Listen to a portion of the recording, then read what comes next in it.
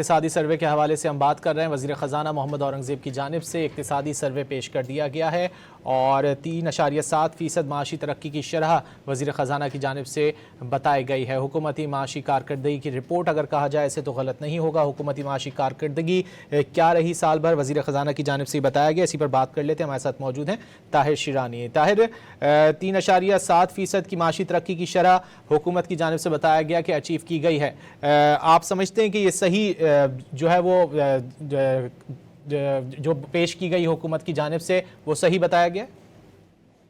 جی بالکل، اعداد شمار ہے وہ تو صحیح بتائے گئے ہیں کہ جو 3.7% مالی سال معاشی شرح نمو رہی ہے، لیکن حکومت نے خود 4.2% کا ٹارگٹ مقرر کیا تھا جو حاصل نہیں ہو پایا۔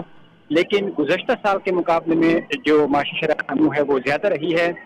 وزیر خزانہ نے اس کی وجہ یہ بتائی کہ جو سیلاب آیا رواں مالی سال کے آغاز پر، اس کے بعد جو علاقائی کشیدگی یعنی مشرق وسطی کی جو صورتحال پیدا ہوئی، اس کے بعد جو معاشی شرح نمو کا ہدف ہے اس میں تھوڑی کمی آئی ہے۔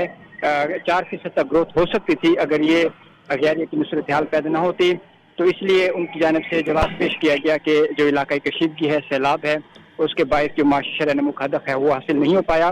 اس کے ساتھ ساتھ جو زرعی شعبے کا، صنعتی شعبے کے اہداف ہے وہ بھی حاصل نہیں ہو پائے ہیں۔ وزیر خزانہ کی جانب سے جو رواں مالی سال کی کارکردگی ہے اس کا احاطہ کیا گیا، مختلف جو شعبے ہیں ان کی تفصیلات بتائی گئیں۔ انہوں نے یہ تسلیم کیا کہ جو رواں مالی سال برآمدات ہیں وہ اس کو بڑھانے میں حکومت کو کامیابی نہیں ملی ہے، لیکن اس کی وجہ انہوں نے یہ بتائی کہ جو فوڈ ایکسپورٹ ہے اس میں کمی ہوئی ہے، تقریباً $150 ارب، اس کی وجہ سے جو مجموعی ایکسپورٹ ہے وہ بھی کم ہوئی ہے۔ تاہم ٹیکسٹائل ایکسپورٹ میں اضافہ ہوا ہے، کئی کچھ ایسے شعبے ہیں جس میں ایکسپورٹ میں اضافہ ہوا ہے، لیکن مجموعی طور پر ایکسپورٹ میں کمی ہوئی ہے۔ جو سرمایہ کاری کی صورتحال ہے اس پر بھی انہوں نے اعتراف کیا کہ وہ اس رفتار سے نہیں بڑھ رہی جس رفتار سے بڑھنی چاہیے۔ اس کے ساتھ ساتھ ایک سوال کے جواب میں وزیر خزانہ کی جانب سے یہ بتایا گیا کہ اس پر حکومت پر تنقید کی جاتی ہے کہ کئی کمپنیاں ہیں پاکستان چھوڑ کر چلی گئی ہیں۔ انہوں نے تسلیم کیا کہ ضرور ایسا ہے کہ کچھ کمپنیوں نے پاکستان چھوڑ کر کاروبار چھوڑا ہے، لیکن ساتھ ہی انہوں نے یہ بتایا کہ کچھ نئی کمپنیاں بھی پاکستان میں آئی ہیں اور ایسی بھی کمپنیاں ہیں جن کی جانب سے پاکستان میں جو سرمایہ کاری ہے اس میں اضافہ کیا گیا ہے۔ تو یعنی دونوں طرف سے انہوں نے کہا کہ ایک طرف اگر وہ ہے تو دوسری طرف یہ بھی پیش رفت دیکھنی چاہیے۔ مجموعی طور پر اگر ہم دیکھیں تو وزیر خزانہ کی جانب سے جو حکومتی کارکردگی ہے اس کو عوام کے سامنے رکھا گیا اور کوشش ان کی جانب سے کی گئی کہ عوام ان کی کارکردگی کو دیکھ کر مطمئن ہو جائیں، لیکن جو آن گراؤنڈ ریئلٹیز ہیں وہ اس سے مختلف ہیں۔ جو کچھ چیزیں وزیر خزانہ کی جانب سے نہیں بتائی گئی وہ ٹیکس ایکسپینڈیچر ہیں، یعنی رواں مالی سال حکومت کی جانب سے جو ٹیکسوں کی مد میں 2,353 ارب روپے کی چھوٹ دی گئی، یہ تو ایک بہت بڑی اماؤنٹ ہے۔ حکومت ایک طرف خود ٹیکس ہدف مقرر کرتی ہے، اس کے بعد جب شارٹ فال آتا ہے تو IMF کے ساتھ مشاورت کے بعد ٹیکس ہدف کو کم کر دیا جاتا ہے۔ یعنی حکومت ایک طرف صوبوں کی طرف دیکھ رہی ہے کہ مالی وسائل اضافی فراہم کرنے کے لیے ان کی مدد کی جائے، تو دوسری طرف اگر ہم دیکھیں تو 2,353 ارب روپے کی ٹیکس چھوٹ دی گئی ہے۔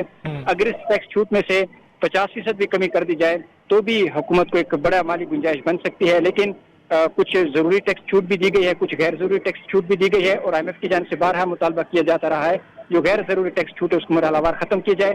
گزشتہ سال کے مقابلے میں ضرور اس میں تھوڑی کمی آئی ہے، لیکن ابھی بھی 2,353 ارب روپے کی ٹیکس چھوٹ دینا یہ ایک بہت بڑی اماؤنٹ ہے جو غیر ضروری چھوٹ کہاں کہاں دی گئی ہے؟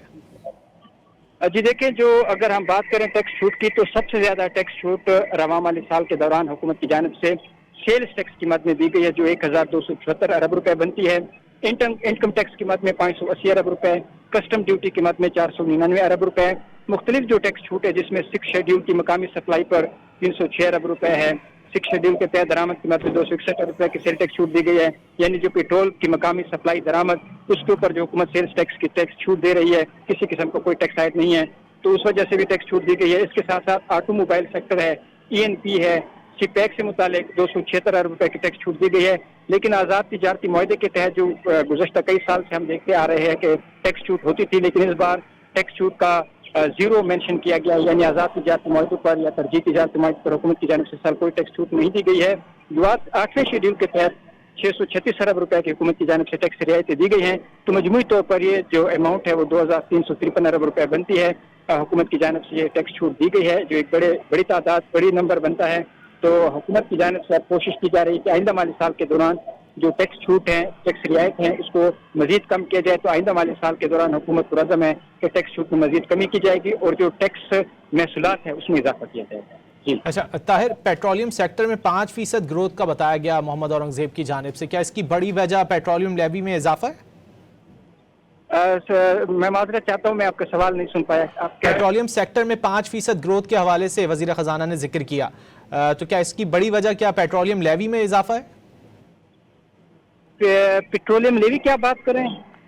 پیٹرولیم سیکٹر میں 5% گروتھ کے حوالے سے ذکر کیا وزیر خزانہ کی جانب سے، کیا پیٹرولیم لیوی کی وجہ سے یہ گروتھ ہوئی ہے؟ جی دیکھیں، اس میں پیٹرولیم لیوی کی مد میں تو اس سال بہت زیادہ اضافہ ہوا ہے، اس میں تو کوئی دو رائے نہیں ہے. حکومت کے اپنے اعداد و شمار ہے کہ رواں مالی سال کے پہلے 9 ماہ کے دوران 1242 ارب روپے کی حکومت کی جانب سے عوام کی جیبوں سے نکالا گیا ہے اور یہ پیٹرولیم لیوی کی مد میں وصول کیے گئے ہیں.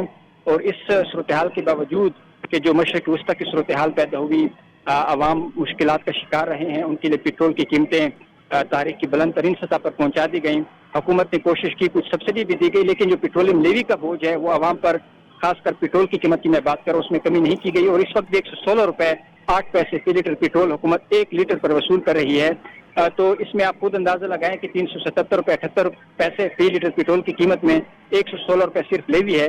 اگر 22-23 روپے کسٹم ڈیوٹی بھی شامل کر لی جائے تو یہ تقریباً 140 روپے تو صرف ٹیکس اور لیوی بنتی ہے. باقی جو مارجنز ہیں اس مد میں بہت سارا حکومت کی جانب سے وصولی کی جا رہی ہے. تو شہریوں کے لیے پھر 377 روپے پیٹرولیم لیوی کی قیمت بن جاتی ہے. اور IMF کی شرائط کے تحت حکومت نے پیٹرول اور ڈیزل دونوں کو ملا کر 160 روپے فی لیٹر لیوی وصول کرنی ہے. اور حکومت نے پچھلے سال پورے سال میں جتنا لیوی وصول کیا تھا وہ صرف رواں مالی سال کے 9 ماہ میں حکومت اس سے زیادہ پیٹرولیم لیوی کی مد میں وصول کر چکی ہے، جس میں کلائمیٹ سپورٹ لیوی بھی شامل ہے.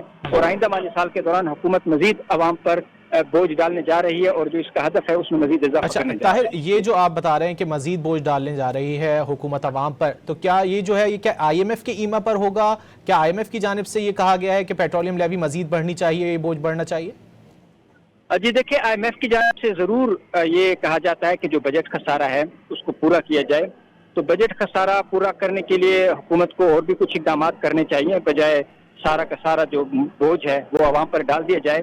ایک طرف اگر ہم IMF کی بات کرتے ہیں، حکومت کی طرف سے تو واضح طور پر یہ جواز پیش کیا جاتا ہے کہ IMF پروگرام میں ہے، جس کی وجہ سے یہ لیوی برقرار رکھنا 160 روپے پر ضروری ہے. دوسری طرف ہم اگر دیکھیں تو FBR کا ٹیکس ہدف 14,000 سے زیادہ اس سال مقرر کیا گیا تھا اور اس کو IMF کی اجازت سے 13,000 ارب روپے کر دیا گیا ہے.